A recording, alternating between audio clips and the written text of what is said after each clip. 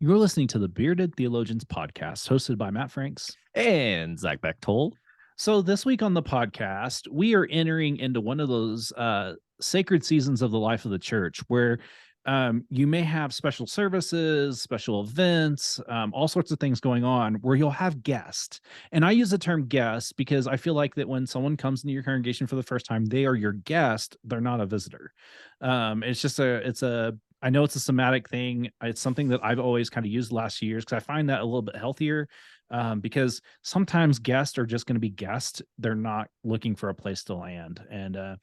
And this week we want to talk about how we can have better hospitality, better ways of kind of engaging our guests when they come to our special places and services throughout this season. And so, Zach, as you think about that, what are some kind of thoughts that prop up to you?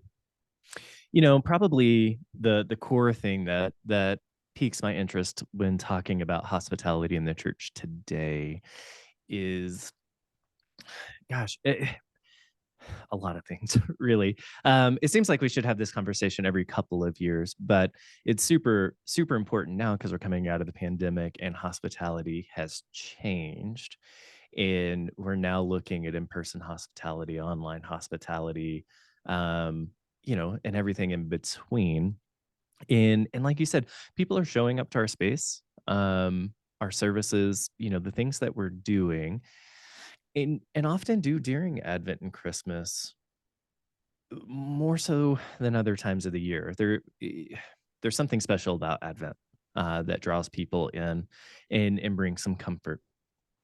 But I think you're right. You touched on briefly guests. People aren't necessarily looking for a permanent space. They're looking for a place to be, to find some hope and healing, to find some sacred space for a moment. Whatever that moment is, right? Whether that's kind of short term, one visit, or one time popping in, or maybe just a season. But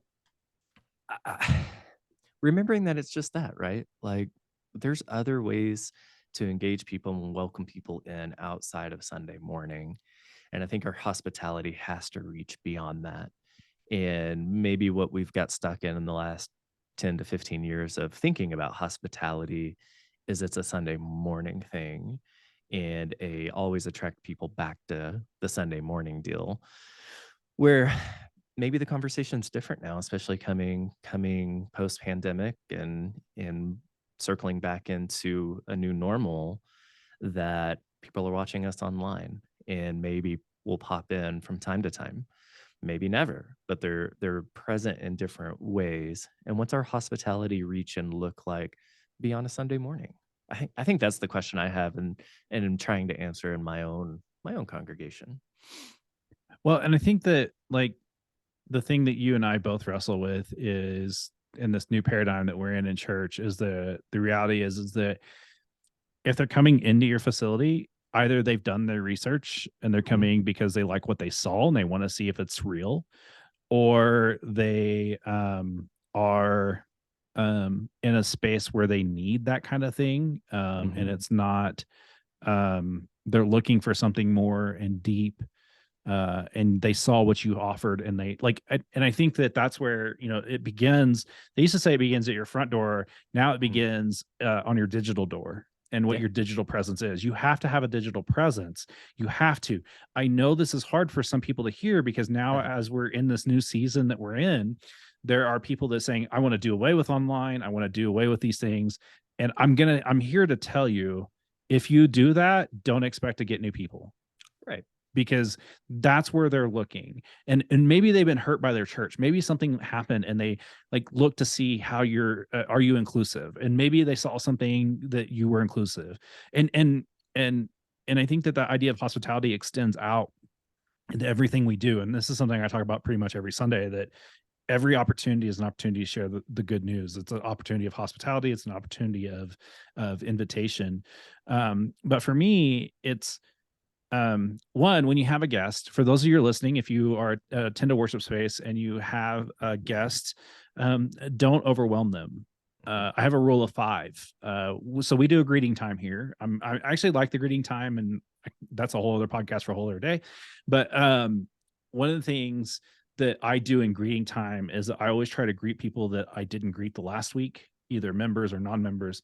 But I also have a rule of five. My rule of five is if there are five congregants that have engaged the new visitor, I don't need to, for a lot of reasons. One, I don't want them to be overwhelmed. I don't want them to feel like, oh, look, new blood. Like, oh, let's get them on a committee.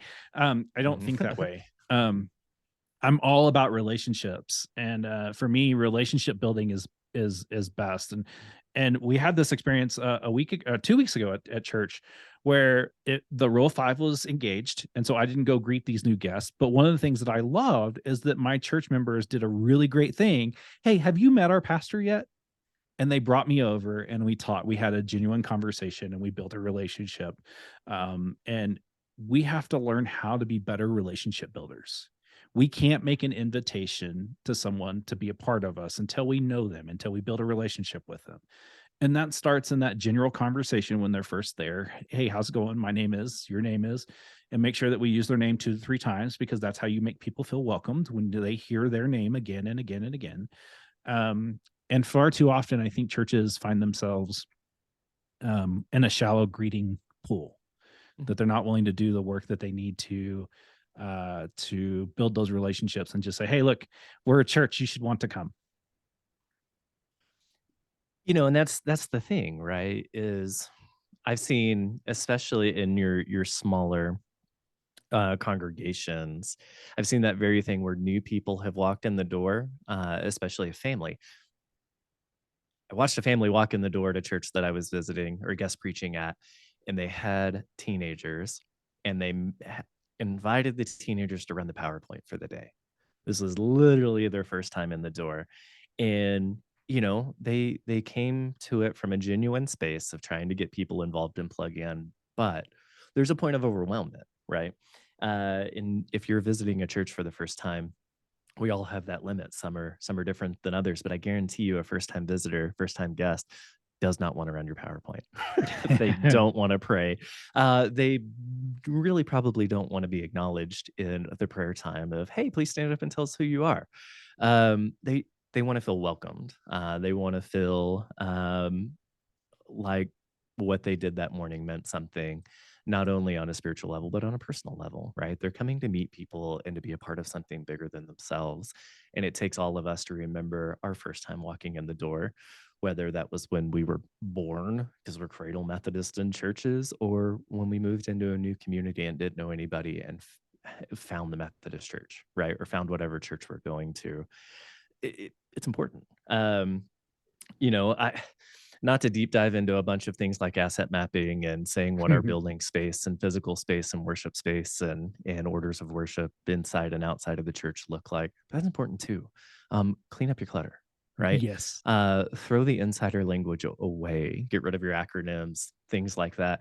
Even in your speech, quit saying UMW or UMF or whatever, right? United Methodist or United Women in Faith. Yeah, UWF. Quit saying those things. Tell people what it is, right? The insider language and things that we use don't build relationships. Like Matt said, it alienates people. And so it's just an intentionality of building those relationships with folks, both in a very, very meaningful sense of just saying hello and learning their name, and then taking pride in your space and how you include people and moments in worship and make those sacred, both in person and online. Yeah, and I think it's key that it's always helpful to have outsiders come in and help you understand where it could be better. And that's one of the nice things that Zach and I have right now, is that we are the outsiders. We're bringing that perspective of like, here's what I see, here's what doesn't make sense, here's what we need to do to be better. And it's not that it's what you were doing is wrong.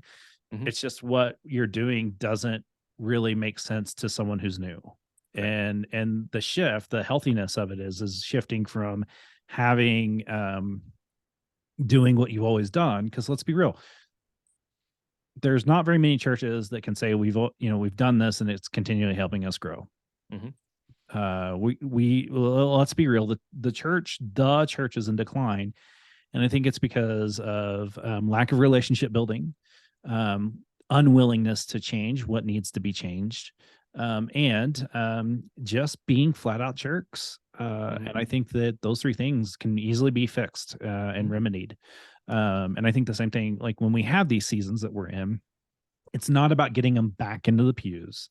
It's about letting them know that, hey, we're here and we're here for mhm. you. If there's Right. anything we can do for you, let us know.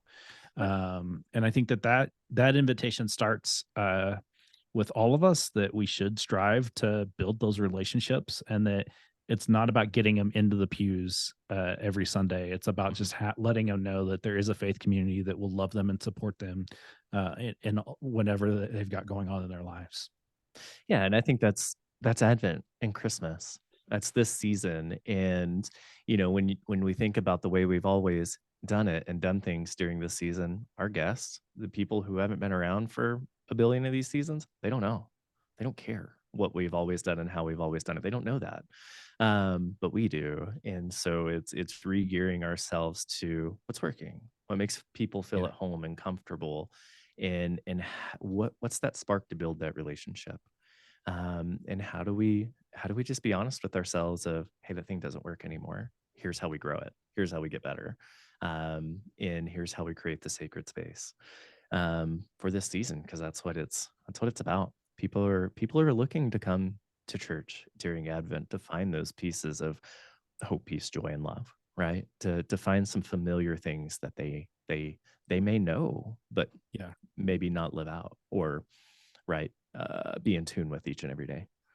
Well, and I think of Home Alone when he ran to the church and was Yeah, sitting in the church and he got to right. meet his aggressor, like the person that he was scared of in the church. Mhm, And when mhm, he built that relation, oh wow, talk about a great opportunity, like talk about like mind blowing, like, and this just literally hit me, like how that would be, that's a great example of how to be church, is that like, mhm, hey, we have this space, you came together, and even though that like you definitely had some rubs, you had a common ground of being in a safe space to where you could mhm, actually get to know one another. And right. it obviously changed the relationship throughout the whole movie, or for the rest of the movie. But I think that what we as a church can learn from Jesus, and that how Jesus built relationships before he you know um asked the big thing.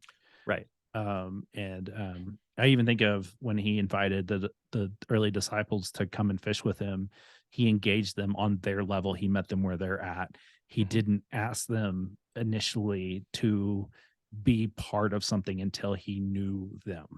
mhm, And I think that that's important for us as a church to be reminded of, is that we can't invite people to be a part of us until we're ready to get to know the new person, the neighbor. right. Well, and until they get to see what they're being a part of, right? Yeah. That's big. The relationship on that goes both ways. It's not a get to know them so they'll do things and be a part of it. It's getting to know them so that we're in this together. So I think this is a good place to land. I think as you think about this, as you're getting ready for your Blue Christmas and carol services and Christmas pageant, all of the things, I mean, they're literally all the things that happen All this the season. things are happening. Um, Ask yourself, if you're a church leader, or even if you're a butt and pew person where that's just your role, what are some ways that you can extend hospitality better, so that way you can make your space more hospitable? And there are all sorts of ways that that can be done in a healthy way, so that your church can actually really be welcoming and open. And the way that we do that is, one, by building those relationships. And so work towards building those relationships during this season. And if they don't come back until next season, that's fine. Just say, hey, it's good to see you Mhm. this year. We're glad that you're here. If you need anything, just let us know. I think that that's a good place for us to land today. Love it. So, with this being the Christmas season and holiday season, I encourage you to go on our website at beardedtheologians.com and listen to some past podcasts of different things that we've talked about. If you're a preacher and you're looking for different things to talk about during Advent, we have a plethora of resources now for you to listen to. We've been doing this for 6 years, about to enter year number 7, over 340 episodes now. And so, we encourage you to do that. If you're looking for a gift for your bearded theologian in your life, pick up some Zazzle gear for us. It really it doesn't help us at all. In all honesty, we offer that for you all, so you can have some cool thing swag to share. And so for the bearded theologians, I'm Matt Franks. I'm Zach Bechtold. Thanks for checking us out.